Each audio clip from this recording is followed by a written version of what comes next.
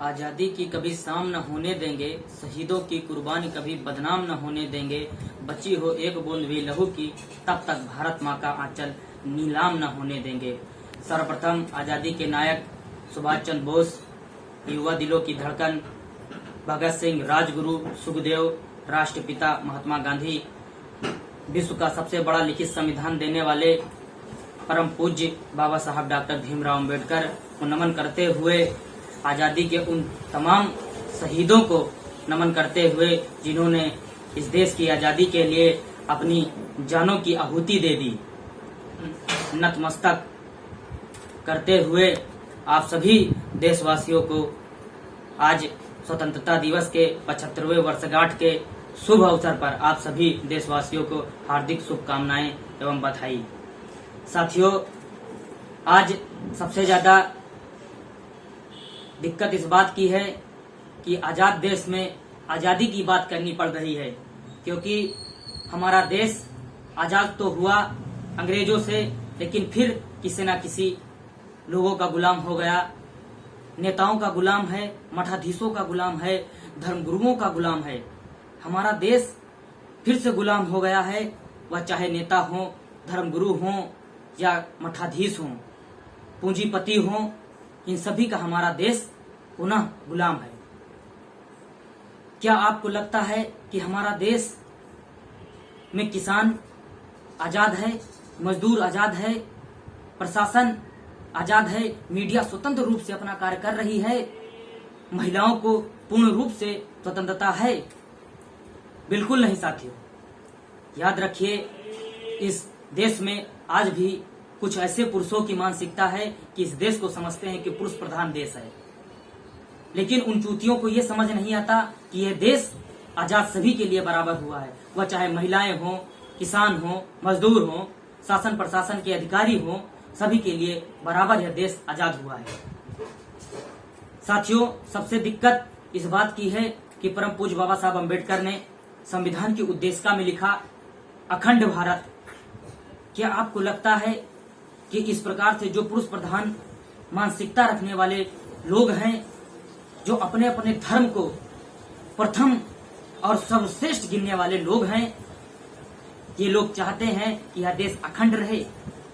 यदि हम अपने अपने धर्म को प्रथम मानेंगे, सर्वश्रेष्ठ मानेंगे, तो क्या आपको लगता है कि यह देश अखंड रहेगा? कितने दिन तक रहेगा? हमारे देश में आजाद हुआ है अंग्रेजों से और हम आपस में लड़ रहे हैं। इस देश की अखंडता के लिए बात कोई नहीं कर रहा है। साथियों, सबसे पहले यह देश है, फिर आप हैं। आप अपने धर्म को मानिए, इसमें कोई दिक्कत नहीं है, क्योंकि हमारे संविधान की उद्देशिका कहती है कि यह देश में धर्म निरपेक्ष देश है। आप किसी भी धर्म को मान सकते हैं, लेकिन यह संविधान की उद्देशिका यह भी नहीं कहती कि आप किसी धर्म को किसी के ऊपर थोप दें। आप अपनी विचारधारा को बताएं, यदि किसी को समझ में आती है तो ठीक है, वरना आप अपनी विचारधारा को खुद ही मानें। आप किसी को थोप नहीं सकते। लेकिन आज का समाज, आज का वर्तमान समाज यह कह रहा है कि जिसकी सत्ता, जिसके लोग, जिसके सत्ता में बैठ गए हैं लोग, उस धर्म के लोग, उस समाज के लोग अपनी चीजों को दूसरे के ऊपर थोप रहे हैं। साथियों, यह देश और यह संविधान अतुलनीय है, इसकी कोई तुलना नहीं है। और इस देश की संविधान की अखंडता, इस देश की अखंडता सर्वोपरि है। इस देश की अखंडता की कोई बात करता है तो वो संविधान का समर्थक है। यदि इस देश की अखंडता की बात नहीं करता, वो संविधान विरोधी है।